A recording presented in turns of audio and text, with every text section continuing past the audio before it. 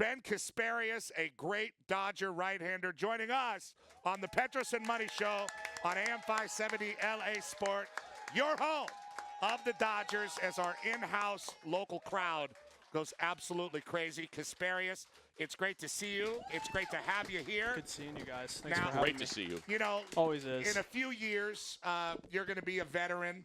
You're going to have a lot of innings under your belt, and you probably won't be available for this kind of stuff during the All-Star break. You probably want to go to Cabo San Lucas with Juan Soto or something, you know, do the cool guy, rich people stuff. But since you're a young guy, we got you here, and we're so happy to have it. What's it been like getting to this point, getting to the All-Star break, and how does it feel? How does your body feel?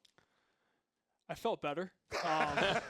No, I think it's, you know, we do a really good job every single day just staying on top of things in the training room, in the weight room, communication-wise, across the board. But, no, it'll be a good, 3 or 4 days to just reset, rest for a little bit, and, come out with a lot of energy for the second half.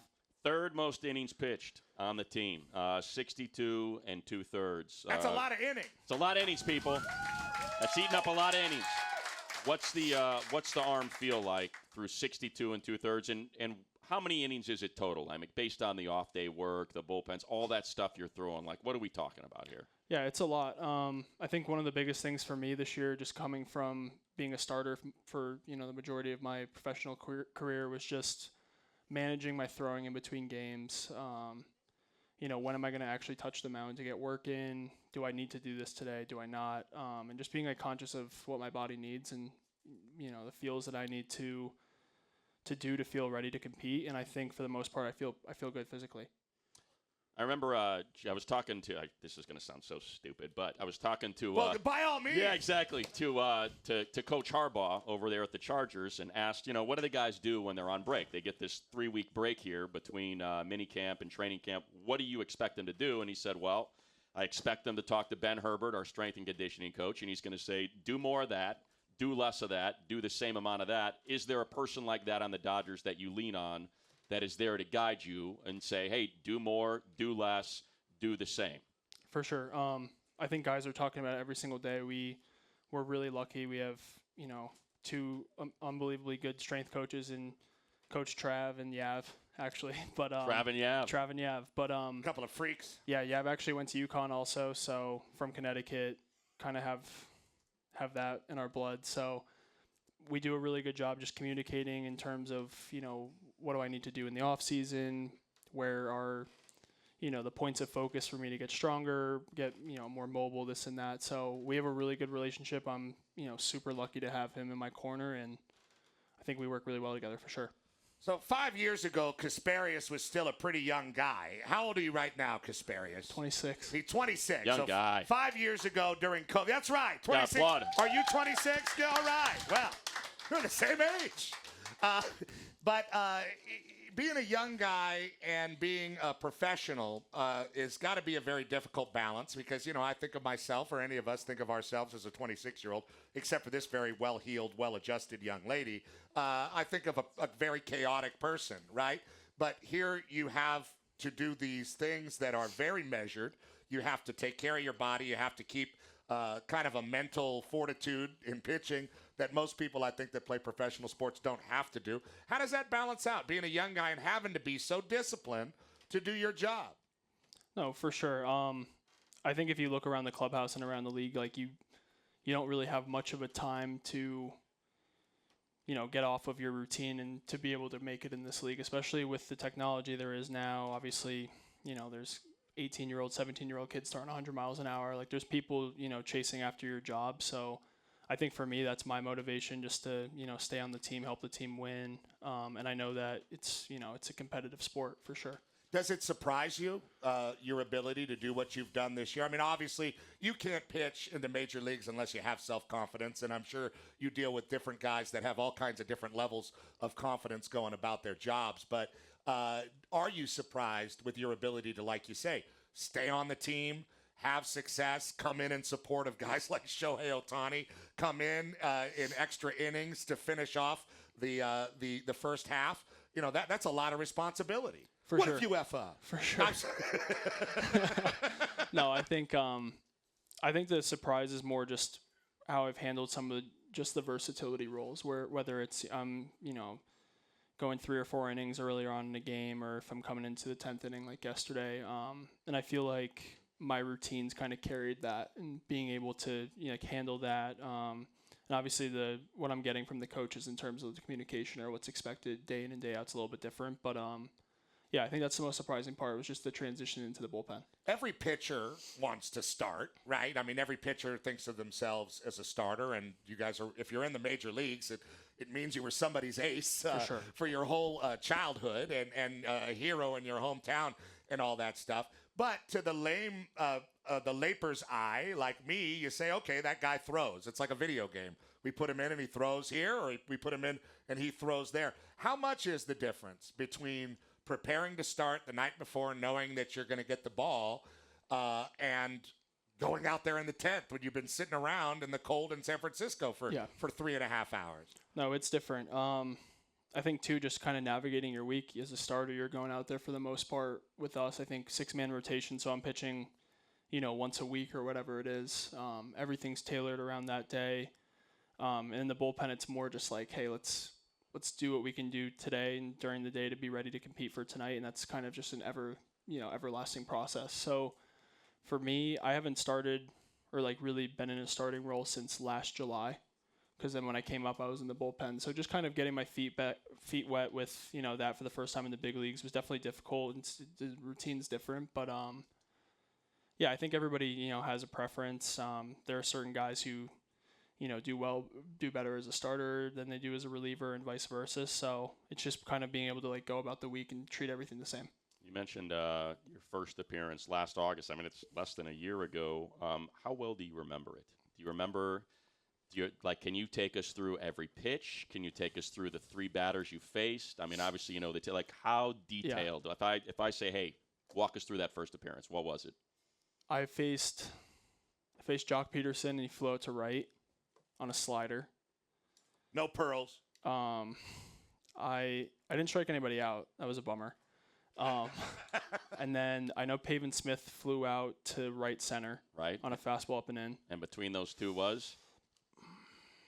Oh, it was Gurriel. Yes. And Tommy Edman made a diving play in center field.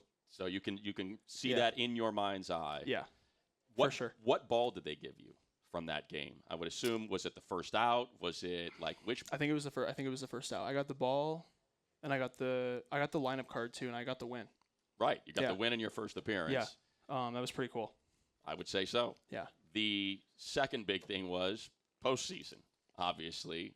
So you have that moment, right? You get called up. You have your first appearance. You get a win in your first appearance. I think it was Michael Grove, right, that went down, and then you end up kind of coming in the CS. I think. Yeah, I can't remember if I was active the last game of the Padres series or the first game against the Mets, but how different did that feel against the Mets, if at all, than it did against the Diamondbacks in August? It was different. I felt comfortable. I think for me at the time too, I was just trying to figure out how to be a reliever. I knew that I wasn't going to be a starter in that period of time, so just trying to get myself mentally to know hey, if I prepare the same way, I'll feel good, and just trusting that. But it was different, and I mean, I think I pitched against the Mets in New York, and I think it was game 2, I want to say. Yes. Or I pitched in LA. You pitched 3 against times them. against the Mets. Yeah, you pitched 3 times against them. Okay, so 1 was in New York, and I think 2 were in LA, or maybe the opposite. But no, I think we were in control that series too. I felt like, for the most part, the spots I was coming into were a little bit lower leverage, but I felt comfortable, and it was pretty cool.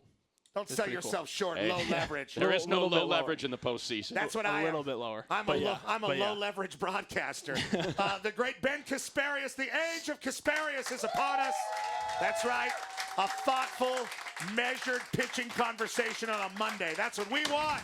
And a big thank you to our friends at Morongo Casino Resort and Spa, less than 90 minutes down the 10 from wherever you are, celebrating 20 years of good times. Casparius, what we really want to know is, after pitching in the postseason, after going up and having success, after everybody in the global baseball world saw you there in a Dodger uni, hosing guys down, what was the offseason like going back to Connecticut? I bet you were strutting around Connecticut like Travolta. I mean, I bet it was something special. What was that offseason like, Casparius? Yeah, it was pretty great. It was short. It was especially and you guys had to go to Korea. Yeah, so definitely the shortest off season. Japan, I mean. Yeah, Japan. So I stayed in LA for about 5 days after we won. Went back. My parents live in Connecticut. Went home to just kind of settle down for a little bit. Ended up staying home for, I think, 4 days, and then went back out to LA for about a month, just to kind of enjoy it. Now, was the Connecticut like a victory lap, where you like a prom king kind of thing, where you sat in the back parade, of a Pontiac and drove around? What was it? What was it like? I mean, I would have felt pretty good about myself walking off of that plane. Started a World Series game. I mean, for God's sakes. I didn't feel bad, but I slept a lot. I think and I think anybody on the team can attest to this, but we were so run down at that point. I think just going back and forth from LA to New York for two straight series and that. So I was exhausted. I took a few days just to kind of relax with my family, and then came back out to LA, and it was fun. Do you sleep in your childhood bed? Is it like a race car bed in your bedroom that you grew up in? Like where are you sleeping? It was they moved a couple years ago, so it's actually kind of a normal guest room. It's like a normal room. Not like it was, right? Matt. Yeah, it's not the race car room, but like in Mark for Death when Seagal goes into his room and there's all this sweet football stuff that Seagal won before he became a mercenary. Yeah. Speaking of mercenaries, are there fake Casparius friends now in Connecticut walking around claiming Casparius when they never had anything to do with the age of Casparius and what you went through to become a great player? Are there a bunch of fake friends now, Casparius? I wouldn't say fake. I've gotten some interesting texts from people that wouldn't normally text me asking for tickets. Yeah. So like coming out of the woodworks a little bit. Do you just ignore them, or do you let them down easy? What do you say? I don't answer. Yeah, really? That's a way Casparius. What's the? Because you can't prove that you ever got the text if you don't respond. Yeah. And they don't ask for tickets. They always have an icebreaker. Exactly. So what's the icebreaker? Hey, You're like, hey, I haven't talked in a while. Been a minute or been a while. Like, great job. Remember that summer on the lake? Yeah. Like, hey, I need 10 tickets for the Yankees game or whatever it is. But yeah. It can't be easy, Casparius, to deal with the fame. It's not hard. It's not as hard as a few other Hall of Famers on our team. Watching that has got to be pretty interesting, because, I mean, you literally have guys that make, $200 million or something. You know, Ohtani walks around like, I mean, he's like a moving conglomerate. He is. And it's wild. And yet, he's in the same uni as you. And, I don't know if he hangs out in the bullpen with you guys, but what is it like watching these guys kind of carry them? Beyond being an inspiration, they're human beings, just like the rest of us, and your teammates. How does that measure out for a young guy? It's cool. I think that was probably the biggest surprise for me. Like the first couple stints I had up with the team was just watching them and go about their day. And I grew up a Red Sox fan, so like Mookie was one of my favorite players growing up. So just to share the locker room with him. We've had so many good conversations just about the game in general. He's so smart, calculated. But yeah, every day I kind of get to just witness a lot of greatness across the board. You, when you're a fan and you grow up in Connecticut and you're, I don't know, I guess you could have been a Yankee fan, but you become a Red Sox fan. Like, how quickly does that leave? Nobody's perfect. The second you get drafted by the Dodgers, is it gone? Is it gone before that? Because you're kind of tracking toward being a major league player, and you're like, I can't have any of this fan-ass. That's BS. Kind of like, when does it leave you? I think, or has it? I think part of me is just kind of like represents my childhood a little bit. So like we grew up going to games, and it helps that we're a National League team. So I guess if I was to root for a team in the AL, it would be them, or at least want them to do better than the Yankees. But I haven't really given too much thought about that, or right. I don't. You don't think about really the fan stuff. No, I don't really keep track of how they're doing anymore. Today's the thank They've God. won a bunch in a row. 10 in a row. Yeah. You know 10? that. 10 in a row. Wow, good for them. And you're gonna face them in the third series coming out. So is that one you circle? Like, hey, when are we going there? Are they coming here? How many friends are gonna ask me? Yeah, we'll see. Yeah, you're gonna go there, right? Yeah, we'll see what happens. I have a few close friends coming for that series too, so they get tickets. Now you were a hitter.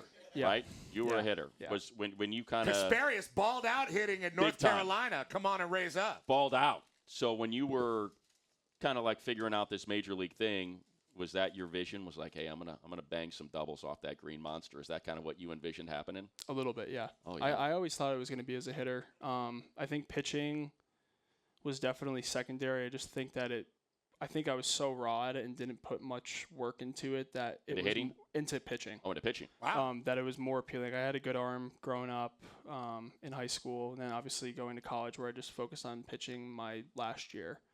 But for the most part, I think like I saw myself as a hitter my whole life, and then I think the script kind of flipped pretty quickly. Let's say they still had the rules as God intended. I wish they did. Yeah. I wish they did. I mean, I feel like you could step in there, Casparius, and not be super helpless like Bartolo Colon. He hit a homer. Bart Colon. It was a one time. Yeah. I mean, it's After his last about at bat. 100 Like, years. exactly. He just, he didn't look, fluid. Granke could swing it. Yeah. Yes. Remember he had that 2-homer game. Kershaw. Syndergaard, Kirsch. Greg Maddux. Yeah, I think. I mean, I haven't taken BP in a long time, so I can't give an idea. But I think hitters used to take rounds during BP at some point, or at least a couple of times a week. So that would have been. I'd pay some money right now to take a couple rounds at Dodger Stadium for sure. Do you think any circumstance would probably not, huh? No. Like nothing ever, like somebody it'd have to be like a catastrophic event, right? Yeah. Like, Well, I got asked the other day. I think it was Saturday in San Francisco. Our bullpen coach was like, "Hey, if a pitcher got an at bat in the game and it wasn't you, like, how would you feel about that?" And I said I'd be pretty devastated. yeah. Well, Like, who hey, else? I got one. I mean, got one shot at other this than thing. Ohtani, Yeah. like what Yamamoto's getting killed. Like who's going up there? Tanner Scott with his Hawaii. What is he gonna swing a coral reef? Yeah, I don't. Forget it. I think Jack Dreyer could put together a good at bat. He had a game. I think it was high A in 22 or 23. I don't think he got a hit, but he didn't strike out in 3 at bats. He played left field. I don't really know why or what happened, but he looked good. It's between you and Fun Dreyer. time. Yeah. Fun time is between what you and happened. I think so. Dreyer. Yeah. So what would you do? Would you saw it off? Would you just choke the hell up on that bat and try to just put it in play? Are you going to take big swings and just go for glory? How do you approach it? I think it's take the first pitch, Okay. get the timing, and then just absolutely just try to jump ship on a fastball and see what happens. Yeah, and use the lightest bat that they have. If you were pitching to a pitcher, would you throw them any fastballs, or would you throw them all? Like, what would you I would do? just throw all fastballs. That's all you would do? Yeah. Just try to blow it by him. I think, too, just in general, like, I'm banking on the fact that they're hopefully not going to hit a home run off me, so, like, get yourself out in a couple pitches. Is that the worst thing ever that could happen? Yeah. Yeah, pretty much. Yeah. The worst case scenario. Casparius, very matter of fact. Yes. No, it's good. Yes, that's the worst. I like this. This is good stuff, and we're having a great time together. Casparius, you're nice and comfortable. You feel good about these people. Absolutely. Just Thanks for salespeople. being They're here. wonderful. Yeah. Before we let you go for break, and then we'll come back. Got a full hour here. This is your life, Casparius. But a lot of our sales types, because they're corporate and they all these people have really nice cars, and I think that's part of being in sales. I see them in the parking lot, and I'm like, damn, look at that car. Or Pretty sometimes sleek. the jewelry. I'd be like, I know how much that necklace cost. But a lot because of that, some of these people like you, East Coast types. Love that. Right? Few of you guys. Yeah? There's a couple East Coast types and Ed Sheftel, who's become a staple in Las Vegas. Now, as an East Coast guy, I mean, it doesn't get more East Coast than Connecticut. My God. For sure. Being out here in Los Angeles, and I know that, you're pretty buttoned up and you guys, live a very professional life. But, do you hate everybody out here? Does it bother you, the way we speak, our accents? Everybody's laid back attitude. The chicks with the big water bottles walking around all over the place. Like, how does that strike you, Casparius? You could be honest with us because we don't like anything either. I mean, nobody outwardly bothers me. I don't think it's different. Like for sure. I'll take the weather here. Got it. Well, yeah. I'm gonna claim the Northeast food though. I think I have to. Like what? Like clam chowder Like and pizza. I think the Italian food's better. Italian food. Okay. But what about yeah. Mexican food, burritos? The Mexican food's better here. I would like to think so. Wow, geez, I mean, I would hope so. Yeah. And we have a lot of it too. So yeah, I'm not overly bothered. Has anything about California yet penetrated your lifestyle? Like you drink the green juice now, or you go to Pilates. I go to Erewhon. Oh, there we go. Well, I get an I mean, Erewhon that's side it to the right horn there. almost every single day. Every Yeah. day for what? What's Yeah. your go-to? $70 sliced kiwis. What's the drink? Like wheatgrass I have- and carrot juice and Unfortunately, a superstition now is that I have to get a $19 smoothie every single morning before I go to the field. okay. Unfortunately. Every day? Yeah, every day. Every day. Yeah. What's in it? Is it custom or is it just one no, off it's the just menu? one off Okay. the menu. I think it's strawberry, collagen, something coconut, and like honey. I can tell your cheeks are full. The collagen's really working. Yeah. It looks great, man. I take colostrum. It's really good for I think you. that's in there. Yeah. I don't even know what it is. It's the but same stuff from the boob. Yeah. Right when seriously, right when the mom gives birth, it's not breast milk, it's colostrum. And now you can put it in your body every day. I feel amazing. So Look at me. hopefully that's working. But It absolutely is. that's become a staple in my routine, I guess, if I call it. Now, we've talked to some of the weirdos in the bullpen with you. Tanner Scott, Kirby Yates, guys like that. Vesia, Robleski, we talked to the other day, the sharp-nosed gentleman. And I am always interested in how much caffeine is being consumed back there. A lot. And these guys are all just tweaked out. You know, I mean, it's all over the counter, but I mean, tweaked. Red Bull and whatever else. I mean, is it a lot of nerves in there? I mean, a lot of tweakers in the bullpen. How does that work? I mean, because we heard how much Red Bull Kirby drinks, and it didn't sound. Did not sound healthy. He's going to lose his gallbladder. I think drinking caffeine at night, anyways, in that capacity is just bad in general. You're right. I don't even know if it's really working anymore because I somehow fall asleep at night at like a decently reasonable hour. But it's a lot. It's a lot. And that goes for you as well. Yeah. And is it the sports drinks, the energy drinks, or is it straight coffee?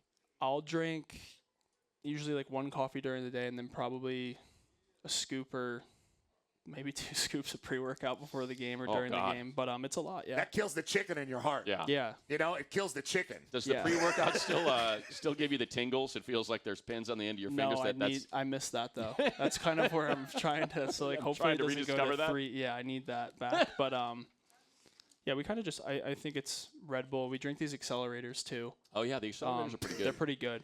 Now that bomb pop flavored accelerator's a good one. I had one of those yesterday. Yeah, good stuff. Yeah. Really put some pepper in Actually, I had 2 of those yesterday. Okay, that's a lot of that was caffeine. extra innings. Yeah. Health is wasted. It worked out. Health is wasted on the youth. Yeah, I'll the tell 7th inning, just in case. Yeah. Can. Yeah. My name's getting called. Now let's say you know you might have to pitch in a game. You have a hankering for a cold brew or something. Will somebody run and get it? Like, is there a runner? I think. Like on a production I've set, been- you know, Tom I've Cruise been the wants a kale salad. Somebody's gonna get it. The you runner's me. I'm the runner. You're the runner? What? Come on, you're proven. I'm the runner. You start a World Series game. Yeah, but I'm the youngest guy on the team. I think. What? You could get called at any time, though. You could almost get called in the 3rd. You can get called in the 10th. Like that's not the case for Tanner I think Scott. Partly it's because, for the most part, I've pitched multiple innings. Like if I am coming out of the bullpen, so there will be days where I have a down day where I know I'm not going to pitch, and then in that case I'm the. You have to get in your car, drive over to guy. Echo Park, and pick up coffee for everybody in your uniform? That doesn't seem right. No, not that, but run into the clubhouse and Get the accelerators. get it. Yeah, Fair exactly. enough. Like as fast as possible. Well, Sheehan's doing that now, though, right? He's younger than you, isn't he? Yeah, I think he's a little younger than me. Listen, Sheehan. Fine on you Irish now. American. It's on you. Yeah. The great Ben Yeah. Casparius, ladies and gentlemen, Dodger right-hander. He survived the big chunk part of the interview. that. You survived that. Look at that. And now we're going to take a Smooth break. sailing from yeah, here. Yeah, you're good, Casparius. Colostrum. Colostrum. Made it through the colostrum. We're going to talk about Staples High School next, home of the Wreckers. And just who is their most famous alum of all time? Casparius. No. Doc Brown. We're going to find out. Don't you talk about that porn star, Casparius. Chambers. I didn't know that. Well, You're now gonna you find do. out. You're gonna check out some Google in about 40 minutes. We'll be right back. Petros Money live from the clubhouse. Brought to you by Morongo Casino.